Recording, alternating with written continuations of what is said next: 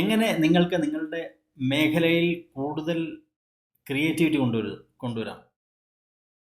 കാരണം ക്രിയേറ്റിവിറ്റിയാണ് എല്ലാ ത്തിൻ്റെ ആധാരം അല്ലേ? ക്രിയേറ്റീവായിട്ട് ചെയ്യുമ്പോഴാണ് നമ്മൾക്ക് നമ്മളുടേതായ ഒരു സ്റ്റൈൽ വരുന്നത്. ഇല്ലെങ്കിൽ മറ്റുള്ളവരെ കോപ്പി ചെയ്യേണ്ടതായിട്ട് അവസ്ഥ വരും.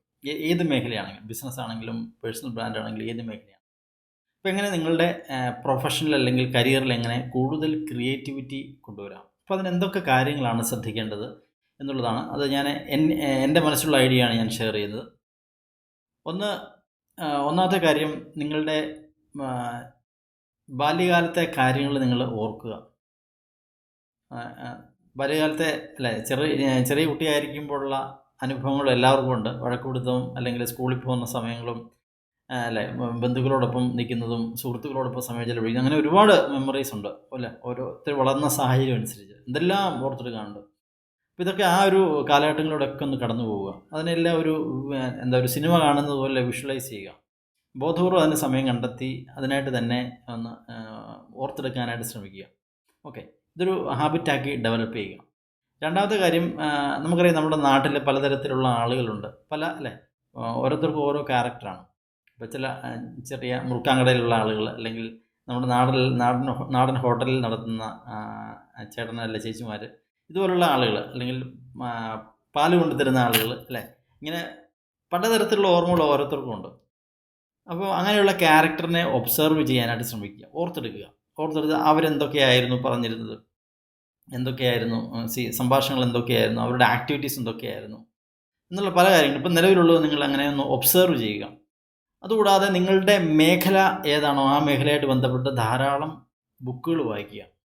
ഇപ്പോൾ ഡിജിറ്റൽ കോച്ചിങ് ആണെങ്കിൽ ഡിജിറ്റൽ കോച്ചിങ്ങുമായിട്ട് ബന്ധപ്പെട്ട കാര്യങ്ങൾ പഠിക്കുക, ബുക്കുകൾ വായിക്കുക, അതുമായിട്ട് ബന്ധപ്പെട്ട വീഡിയോസ് കാണുക.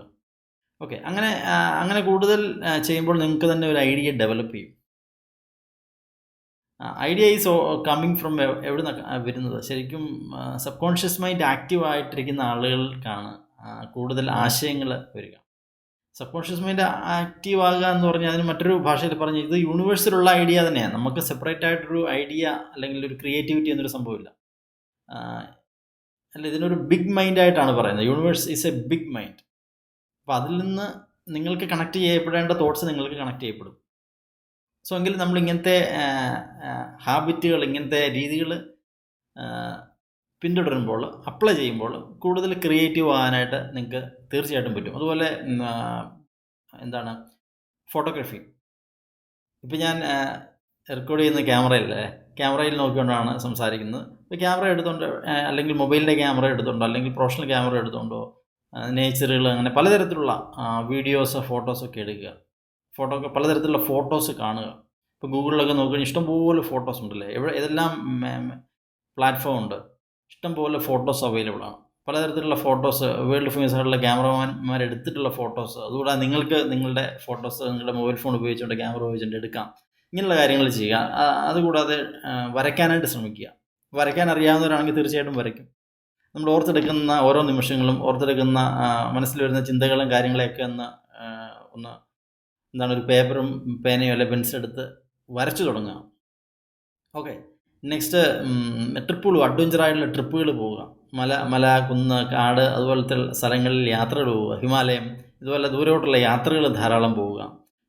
അതുകൂടാതെ ഏറ്റവും പ്രധാനപ്പെട്ട കാര്യം, ഒറ്റയ്ക്ക് ഏതെങ്കിലും ഒരു കടൽ തീരത്തോ അല്ലെങ്കിൽ എവിടെയെങ്കിലും പോയി ഒറ്റത്തിരിക്കുക, ഒരു മുറിയിലോ, അല്ലെങ്കിൽ നിങ്ങൾക്ക് ഇഷ്ടമുള്ള സ്ഥലം എവിടെയാണോ അവിടെ പോയിരിക്കുക. ഇഷ്ടമുള്ള ആളുകളോട് കൂടുതൽ സംസാരിക്കാൻ ഇഷ്ടമുള്ള ആൾക്കാർ ധാരാളം ഉണ്ടല്ലോ, അവരോട് സംസാരിക്കുക. അപ്പോൾ നിങ്ങൾക്ക് ചില ആൾക്ക് ഇൻറ്റിമേറ്റ് ആയിട്ടുള്ള ഒരു ഫ്രണ്ട് ഉണ്ടാവും. ചില ആൾക്ക് ഒരുപാട് സുഹൃത്തുക്കളുണ്ടായിരിക്കും. ഇൻറ്റിമേറ്റ് ആയിട്ടുള്ള 3, 4, 5 സുഹൃത്തുക്കളുള്ള ആളുകളുണ്ട്.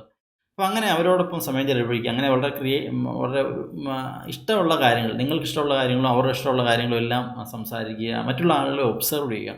സംഭാഷണത്തിലൂടെ ഒക്കെ അവരുടെ ക്യാരക്ടറും അവരുടെ രീതികളൊക്കെ ഒബ്സർവ് ചെയ്ത്, വളരെ രസകരമായിട്ടുള്ളൊരു കാര്യമാണ് ശരിക്കും. അപ്പം ഇങ്ങനെ ഈ പറഞ്ഞ കാര്യങ്ങളൊക്കെ ഒന്ന് ശ്രദ്ധിക്കുകയാണെങ്കിൽ നിങ്ങൾക്ക് നിങ്ങളുടെ ബിസിനസ്സിൽ അല്ലെങ്കിൽ നിങ്ങളുടെ കരിയറിൽ കൂടുതൽ ക്രിയേറ്റിവിറ്റി കൊണ്ടുവരാനായിട്ട് സാധിക്കും. നമുക്ക് ഞാനൊന്ന് ഷോർട്ട് ചെയ്ത് പറയാം. നമുക്ക് ബാല്യകാലത്തെ കാര്യങ്ങളെന്ന് ഓർക്കുക, മെമ്മറീസിൽ കൊണ്ടുവരിക. നമ്മുടെ നാട്ടിലുള്ള കഥാപാത്രങ്ങളെ, അല്ലെ ചേട്ടന്മാരെ, പലതരത്തിലുള്ള ആളുകളുണ്ട്, അവരെയൊക്കെ ഒന്ന് ഓർത്തെടുക്കുക. അവരുടെ മനസ്സിൽ കാണുക. അവരുടെ സംഭാഷണങ്ങൾ, അവരുടെ പ്രവൃത്തികൾ എന്താണെന്നുള്ള കാര്യത്തെക്കുറിച്ച് വിഷ്വലൈസ് ചെയ്യുക, ധാരാളം ബുക്സുകൾ വായിക്കുക. ഓക്കെ. അതുപോലെ ഫോട്ടോ എടുക്കുക, അതുപോലെ എടുത്ത ഫോട്ടോസൊക്കെ ധാരാളം കാണുക, വീഡിയോസ് കാണുക, അതുകൂടെ ഡ്രോയിങ് വരയ്ക്കുക, പിന്നെ എന്താണ് ട്രിപ്പുകൾ പോവുക, അഡ്വഞ്ചറായിട്ടുള്ള ട്രിപ്പുകൾ പോവുക, കൂടാതെ നേച്ചറിനെ ഒബ്സർവ് ചെയ്യുക, പ്രകൃതിയെ നിരീക്ഷിക്കുക. കാരണം ഈ ഐഡിയ വരുന്നത് ശരിക്കും എവിടെ നിന്നാണ്? പ്രകൃതിയിൽ നിന്നാണ് വരുന്നത്. ഞാൻ പറഞ്ഞല്ലോ, ബിഗ് മൈൻഡ്, അത് നിങ്ങൾക്ക് എല്ലാവർക്കും അറിയാവുന്ന കാര്യമാണ്. യൂണിവേഴ്സ് എന്ന് പറഞ്ഞ ഒരു മനസ്സാണ്. ആ മനസ്സിൽ നിന്നാണ് എന്താണ് ആ കാണുന്ന മനസ്സിൽ നിന്നൊരു ഒരു ഒരു എന്താ ഒരു വൈബ് നിങ്ങൾക്ക് അട്രാക്റ്റ് ചെയ്യുമ്പോഴാണ് നിങ്ങൾക്ക് ആ ഒരു ഐഡിയ നിങ്ങളുടെ മനസ്സിലേക്ക് വരുന്നത്. ഫോർ എക്സാമ്പിൾ, ഇപ്പോൾ എൻ്റെ എത്രയോ സുഹൃത്തുക്കൾ പറഞ്ഞിട്ടുണ്ട്. ഇപ്പം എൻ്റെ വളരെ അടുത്തൊരു സുഹൃത്ത് പറഞ്ഞു, റീസെൻ്റ്ലി ഇല്ല, കുറച്ച് കാലം മുമ്പ് റിലീസായൊരു സിനിമ. അപ്പോൾ ആ സിനിമയുടെ സ്ക്രിപ്റ്റ് അദ്ദേഹം എഴുതി വെച്ചേക്കുക. ഈ സിനിമ റിലീസായതിന് എത്രയോ വർഷങ്ങൾക്ക് മുമ്പ് അദ്ദേഹം ആ സ്ക്രിപ്റ്റ് എഴുതി വെച്ചേക്കുക. ഏതാണ്ട് ഒരു 95% സെയിം സ്ക്രിപ്റ്റ്. ഇതെങ്ങനെ സംഭവിക്കുന്ന ആലോചിച്ച് നോക്കി. ഇങ്ങനെ നിങ്ങൾക്കൊക്കെ അനുഭവം ഉണ്ടായിട്ടുണ്ടാവാം. അതാണ് യൂണിവേഴ്സിലുണ്ട്, അതായത് ഈ പ്രകൃതിയിലുണ്ട്.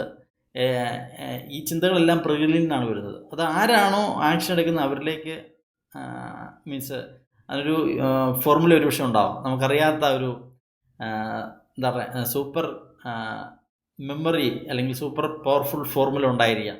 അപ്പോൾ അത് ആരുമായിട്ടാണോ അട്രാക്റ്റ് ചെയ്യപ്പെടുന്ന അയാൾ ആ ഒരു ഐഡിയ അപ്ലൈ ചെയ്യും, അല്ലേ? അപ്പോൾ ഈ രീതിയിലൊന്ന് ശ്രദ്ധിക്കുക. ഞാൻ ഈ പറഞ്ഞ കാര്യങ്ങളൊക്കെ ഒന്ന് ശ്രദ്ധിക്കുകയാണെങ്കിൽ തീർച്ചയായിട്ടും നിങ്ങൾക്ക് കൂടുതൽ ക്രിയേറ്റിവിറ്റി നിങ്ങളുടെ മേഖലയിൽ കൊണ്ടുവരാനായിട്ട് സാധിക്കും. ഓക്കെ. അപ്പം ഇതുമായിട്ട് ബന്ധപ്പെട്ട കമൻറ്റ്സ് നിങ്ങൾ ഷെയർ ചെയ്യുക. മാക്സിമം ആളുകളിലേക്ക് ഈ ഒരു വീഡിയോ ഷെയർ ചെയ്യുക. കൂടാതെ ചാനൽ സബ്സ്ക്രൈബ് ചെയ്യാൻ മറക്കരുത്, ബെല്ലൈക്കൺ പ്രസ് ചെയ്യണം. ഓക്കെ.